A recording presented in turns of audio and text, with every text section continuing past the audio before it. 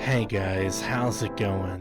This is Natinator. Welcome back to your weekly dose of creepypasta.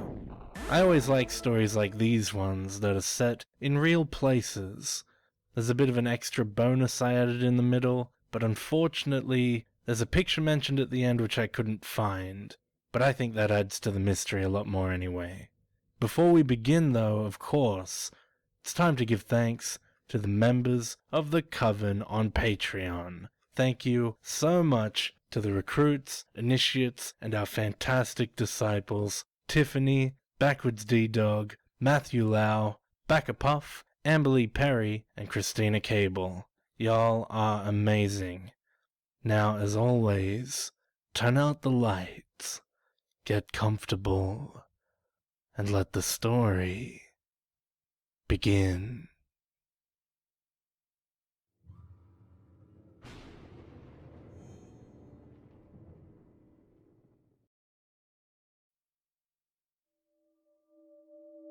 Post 1. Hello all. Today I went on an interesting trip. It took me a while to save up for the plane tickets, but it was worth it. Before I get into too much detail, I should introduce myself. Well, not really. I'm very paranoid when it comes to the internet, and I won't disclose my real name, so if you want to speak to me, just call me Delmar. I don't know what it is about that word, but I've been digging it lately. Okay, let's get down to business. I recently got plane tickets to Florida and booked a stay at a small hotel near a special location. It was worth the 6-hour plane ride for where I was going. If you haven't heard of it, I was planning to visit an abandoned Disney resort called Discovery Island. I did my research. It was originally known as Treasure Island in the early 70s. The mystery behind the island is very intriguing to me, because it was shut down suddenly in '99. There was a lot of controversy behind the island, and it's commonly accepted that it was the reason behind the island's abandonment. I don't necessarily accept that as easily as others might. Don't get me wrong, I do believe it, but solely because of the fact that there isn't enough information on the subject to prove it, this theory doesn't settle quite right with me.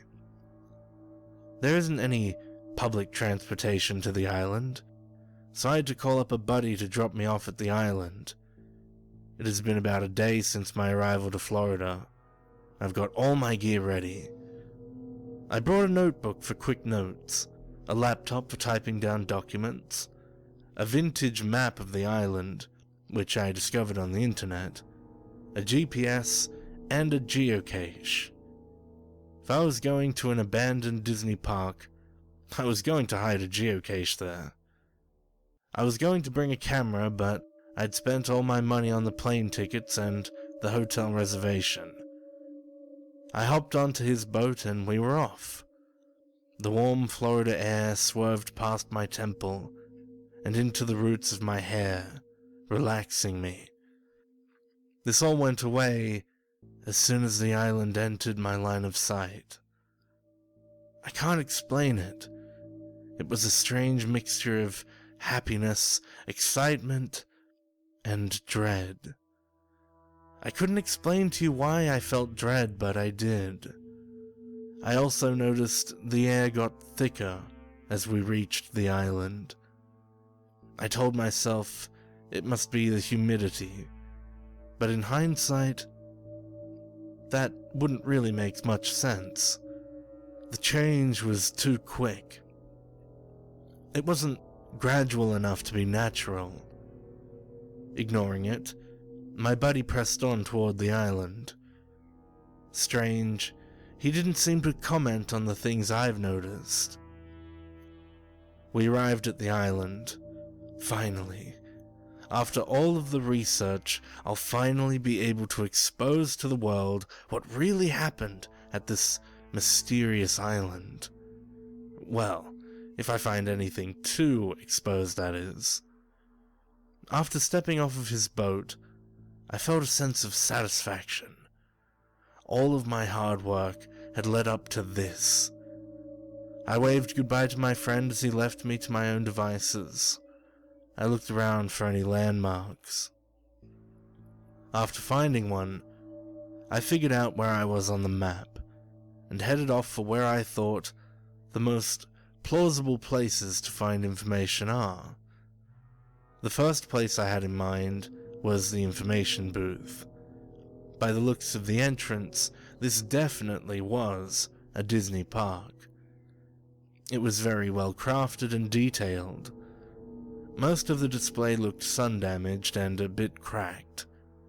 Some of you could say looked sand-blasted. Well, I guess the years of wear and tear from the unforgiving Florida weather had taken its toll. I continued until I reached what looked like the information booth. The sign was faded and the paint was chipping. It was hanging by a nail, and it obscured my view of the inside. I slid it out of the way. Inside was a perfectly normal information booth, as expected. There was an eggshell white desk with assorted tickets on it. It even had some pamphlets mixed in. Taking the liberty of grabbing one of the pamphlets, I ran over to the nearest bench and laid it out. Also faded and water damaged, deciphered as much of the text as I could and typed it into a Word document. I noticed something funny though. I had an internet connection. This place was closed in the 90s. Why would there be free Wi-Fi here? Even if I could explain why there was Wi-Fi, why did it connect without my knowledge? I didn't have auto-connect on or anything. I checked the router name and the IP. The router name was Radio Nick. It didn't display an IP. It seemed to work fine. My internet browser was functioning perfectly. I shrugged it off and decided to take this opportunity to do a little more research. Didn't find anything that I didn't already know. I continued to copy down the contents of the pamphlet. Finishing, I packed up my laptop and continued my journey. It was starting to get dark, which was strange. It was only 2 according to my laptop. I called up my buddy, and he came and picked me up. I asked him what time it usually got dark in Florida. He told me around this time of the year, which was June by the way, the sun set roughly 8 to 8:30. Perplexed, I opened up my laptop to see that the time was in fact 8:30. It literally said 2 o'clock 10 minutes ago. Don't freak yourself out, I told myself. It was probably just that sketchy router you connected to that messed up your time. Probably was set to the wrong time zone or something. We arrived to shore. I took my rental car to the hotel. After typing this up, it's really put into perspective how weird it really was. I'll pick up on my exploration tomorrow. I have about 4 more days on my reservation, and I'm planning to make the best of them. Post 2. That island is hiding something. Something big. I cannot think of any logical explanation of what I've witnessed today. I feel impure. That's the only word that comes to mind when describing what I feel. Something unholy has to have happened at that island, and I feel it's my duty to find out. Okay, before I get into what happened, let me level with you for a second. Here's the information I've got. Remember in the last post when I told you to call me Delmar? You thought that was a completely random name, and in all honesty, I thought so too. remember the name of that mystery Wi-Fi signal I was getting. It was Radio Nick. Those two names are linked. I dug a little deeper into the story of the island, and I found out the original owner of the island was a man by the name of Delmar Nicholson. His nickname was Radio Nick. I couldn't find any records on him, but I did get some information after interviewing some locals. They said he was the reclusive type. He seemed to have a dark cloud hovering over him at all times. He was antisocial and didn't talk to anybody. I've even heard some of the claims that he was, get this, a satanic. A freaking satanic. That's a comforting thought while roaming the island previously owned by a freaking satanic. But I have heard other claims that he was a Wiccan. Other people said he was a combination of both, or as they described it, a Wiccan that believes in the power of Satan. Just keep that in mind when you're reading what happened to me. I'd just arrived on the island. You could say I was a little uneasy, kind of on edge, armed with the new information. I still got that same feeling of dread as the day before. Only this time, I felt sadder than anything. I still entered the park, determined to find out about this whole Radio Nick thing. I planned my route the night before. My first stop was the Explorer's Outpost. Judging by the name, it was some sort of employee area. I couldn't find any info on it, but I'll trust my gut. I headed up the dock and took a left. There was a building with a thatch roof that had splintered from storms since the closing, and walls made out of various wooden sticks, most of them snapped in half. A small sign stood out front, Explorer's Outpost. I think I'm in the right place. Before proceeding inside, I looked up and remembered the position of the sun. I walked through what was left of the deteriorating front door into a tropical room. It had an information desk and some benches. All of the ropes used to form lines had fallen over, and the door leading to behind the desk was blown apart. More so than most of the room. It's as if something forced its way into the back. I proceeded with caution into the back room. There was a room with a bunch of filing cabinets inside. Most of them hung open. Half of the files were on the floor. The corner in particular was very dark. Almost unnaturally dark. But something about it made me freeze. Something turned its head around, and its eyes reflected the light coming in the room. The eyes lunged at me. The light revealed it was a vulture. It stopped short of my face, and instead of attacking me, it hovered while waving its wings at me, as if shooing me away. I fell on my back, and the vulture landed on the ground below it. It bowed its head at me. My heart was racing a mile a minute, but that gesture made me feel safe. It looked up at me and pointed its beak toward a cabinet. It tapped its beak on the face of the cabinet. It read, "Real estate." I opened up the cabinet as the vulture watched. Only about 5 folders are present. I take them. The vulture waves its wings. Okay, you've got my attention. It taps its beak on another cabinet. It was the employee records. I take those as well. To my surprise, I turn around for more instructions, and the vulture was gone. I didn't hear it fly away or anything, it was just gone. I wouldn't say I fled the island. I briskly walked at a pace that you could compare to running in fear.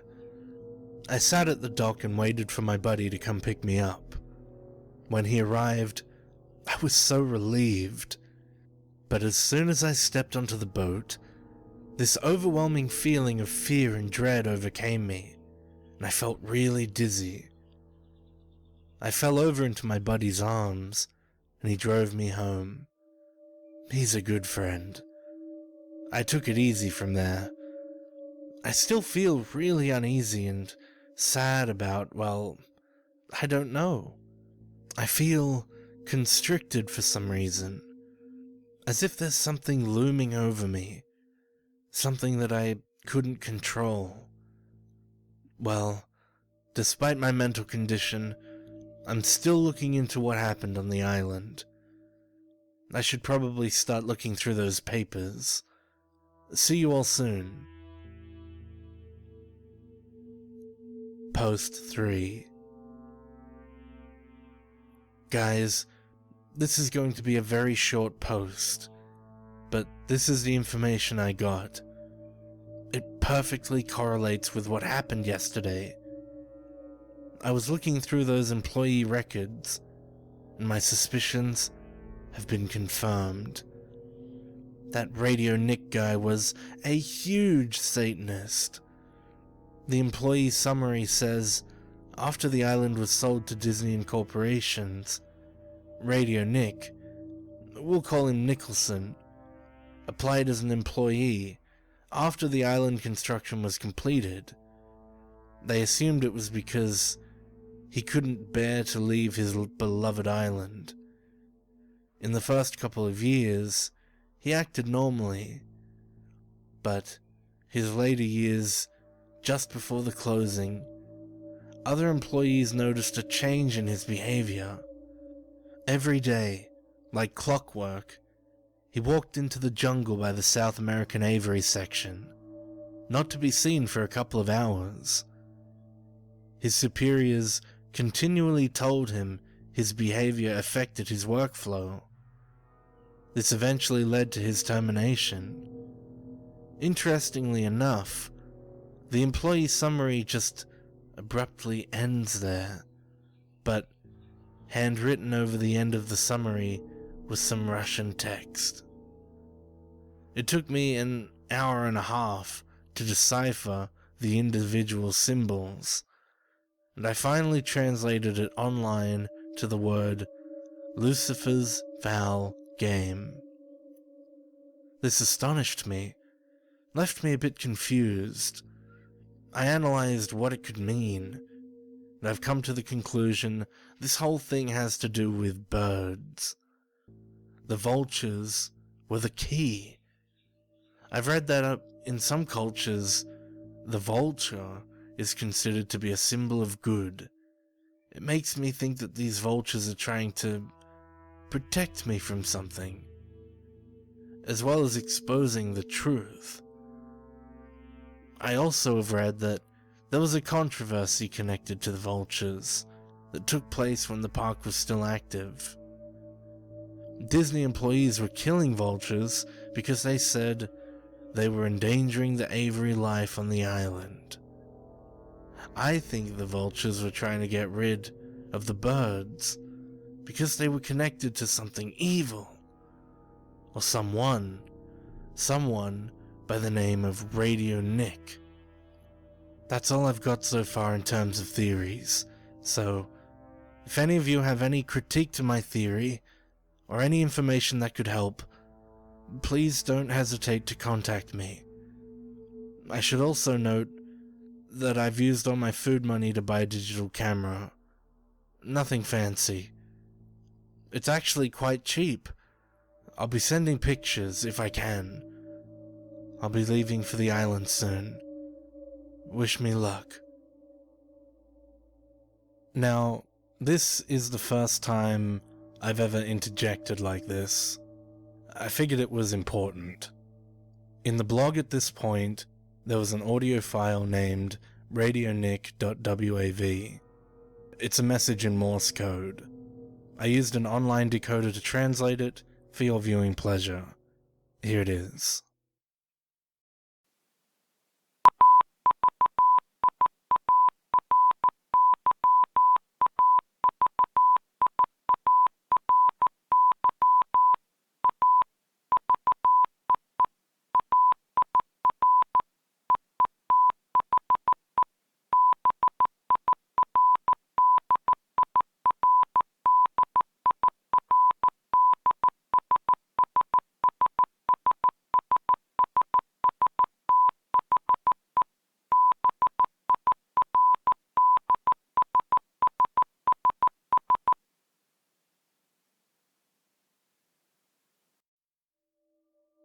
Post 4. Hey guys, this is quote-unquote Delmar's friend. I'm the one who's been boating him back and forth from the island. I have some weird news for you guys. Delmar is currently incapacitated and incapable of getting a post out. He's out cold on his hotel bed right now, and he's been having night terrors. I'm worried about what he's been doing out on that island. All I really know is that he's been getting tenser every time I give him a ride. And the most recent ride I gave him, he tried to pass one of those dollar store disposable digital cameras as something to use on a vacation. I let him borrow my camera, and he graciously accepted. After leaving, I was only in my house for 15 minutes before receiving a text from him. The text said, "Come, now. C25VD2HPD GU equals..." I ignored the gibberish at the end and raced to my car. When I arrived at the island, I found him face down, out like a light on the ground. After failing to wake him, I just carried him on the boat and brought him to the hospital. The doctors said he was okay. First they thought he was knocked out with a concussion, but they examined him and found nothing wrong. They just prescribed some rest. So, I did just that. I know this blog is important to him, so I thought it'd be right if I posted something while he's unavailable. Just wanted to update for you who follow this blog. He'll be awake by tomorrow. Post 5. I'm done. I am done. I'm never setting foot on that island again. I just got home from Florida. I waited a while before typing this post, for the sake of my sanity. Let me explain what happened. I just woke up, and I don't remember anything. My buddy was there, and he explained what he saw happen. We talked for a while, before he left because he had errands to run. I got comfy in my bed and turned on the TV. The TV illuminated the room, and I noticed the camera that my buddy let me borrow. Crap, he forgot it. I get out of bed and pick it up, turned it on to see if I should charge the battery. It's common courtesy. It was then that I noticed that there was only a couple minutes left on the tape. He gave me a blank tape with about 2 hours of footage on it. That means I recorded something. That's impossible, though. I'd only been on the island for about half an hour. A morbid curiosity overcame me, and I decided to plug it in and watch. It started out with me waving goodbye to my buddy. I began my hike through the island. The video cut to me at Avery's section of the island. Keep in mind, I don't remember any of this. I was looking around for anything that might answer some questions. I headed for the maintenance area behind the bird exhibits. I closed the door behind me, being the genius I am. It was somewhat dark in there. Light enough so you can see, but dark enough to make you feel uncomfortable. It was a room full of bags of birdseed, some ripped open and spilled on the floor. There was a bucket in one corner, from what I can see, with some scrapers next to it. Can only guess what that's for. I continued into the dim room when I find a room with a bunch of pedestals scattered on the floor. It seems they were hastily ripped off by something and hastily thrown into a back room. I put the camera on a nearby AC unit and watched myself pick one of them up. I looked surprised and a bit scared. I showed the camera the face of the pedestal. It was one of those information pedestals that taught you about the bird it was showcasing. It had an upside-down pentagram burned onto it. I paused the tape to clear my head, after which I continued, braced for the worst. I picked up another one and showed this one to the camera. An upside-down cross with what appears to be a crude Mickey Mouse nailed to it. I put it down slowly, but a bang made me freeze. I stood there for about 10 seconds, before something made me grab the camera and run. The video cut to me walking around outside. It was dark out now. Using a flashlight to lead the way, I briskly walked through the park. It was eerily quiet. The only sounds I could hear were heavy breathing, quiet footsteps. This continued for about 10 minutes. The video cut again. This time, I was in what appeared to be a bathroom. I was kneeling on the ground, facing the side of the stall. I was leaning on it as if I was being deprived of strength. I turned around toward the camera, started to softly sob. I was feeling uneasy watching this as I don't normally cry. After a bit of sobbing, a voice from the distance. It sounded female. Simply stated, "Stop," in a firm voice. I did as she commanded. I hesitated for a bit, and without warning, I punched a hole through the hard plastic stall wall and began to scream. Before the video cut to a new scene. This time, I was in a security room. All of the TVs are functioning perfectly. They're all displaying different parts of the island. People were hustling and bustling around the exhibits and displays. The camera zoomed in on the date displayed in the corner. All I could get out of it was TH 1999. I believed it to be the date of the park closing. It showed there was one man that climbed over the railing into the jungle.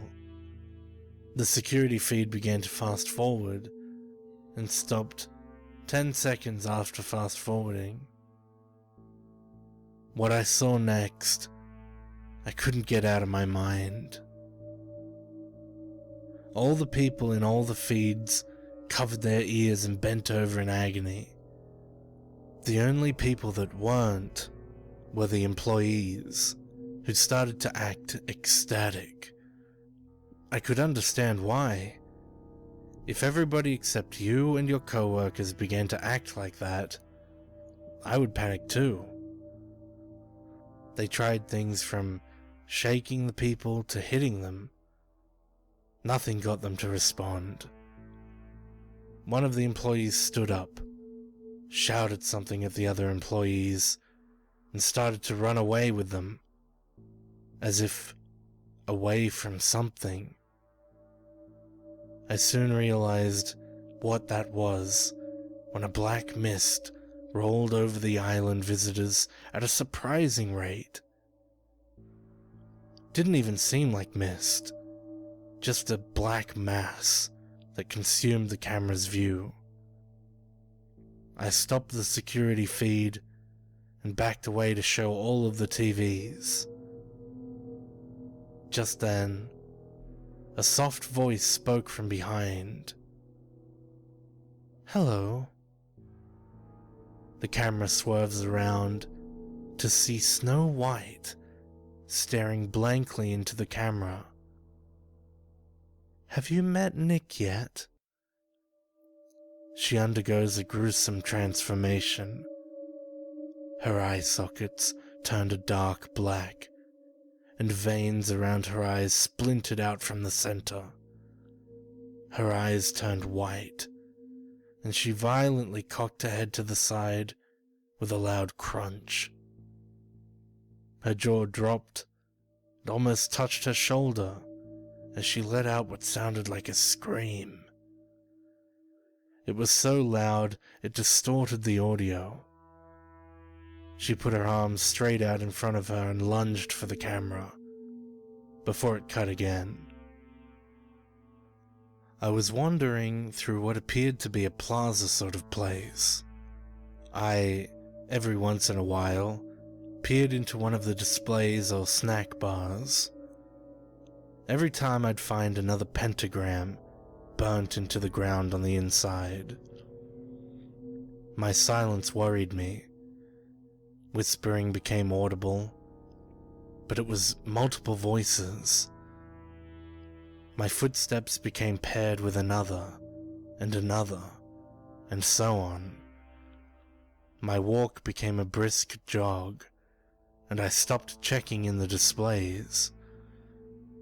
I was tempted to stop the video, but I gathered my courage and pressed on. I abruptly stopped in place, while the whispering and the footsteps grew louder. I quick turned around to find nothing, while the whispering and footsteps stopped. I let out a pained sigh of relief, or at least that's what it sounded like.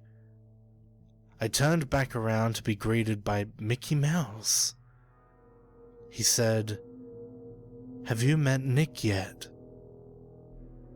Mickey began to violently shake, after which his eyes exploded, sending in trails and blood spewing out of his eye sockets. I hear a scream from an unknown voice. Then halfway through the explosion, the video cuts again. It was lighter out. Blood was splattered on the camera, but only a little bit. I was sobbing again, but I was holding the camera and walking through the woods. The camera jerked forward and I almost dropped it. The camera pointed down to the ground where an arm was sticking out of the ground, grabbing my ankle. I pulled away, and pulled the rest of the body that belonged to the arm out with it. It was a sickly version of Mowgli, the protagonist from the Jungle Book. He looked grey, and he strangely had more contrast than the rest of the shot. His hair had fallen out, leaving only a couple of dangly strands. I started to scream for help. I dropped the camera, showing a shot of multiple Mowglis climbing on the trees. They were all barking and yelling. My foot had just escaped the camera's view as all of the Mowglis pounced onto me, also escaping the camera's view. After that, it got quiet. The camera sat there for roughly 30 seconds. Re-entering view, I stood up, picked up the camera. I walked through the jungle for a while, until I got to a cliff. I had to jump over a railing to get to it. I placed the camera down and walked toward the edge of the cliff, leaned over the edge, and fell. I'm done. I'm done asking questions. Done being curious. Done looking for answers. I'm done. I refuse to try and analyze anything I saw on that tape. I refuse to further explore the topic. I'm done with this blog. This will be my last post. I know this may be an anticlimactic ending, but I honestly couldn't care. Feel free to speculate and discuss any theories on this. Just know that I will not be answering any questions. No, I will not provide the video. I'm not wasting my time digitizing it. The only thing I will provide is the picture I found on the digital camera that I brought. Goodbye, all. I'm done. I'm done.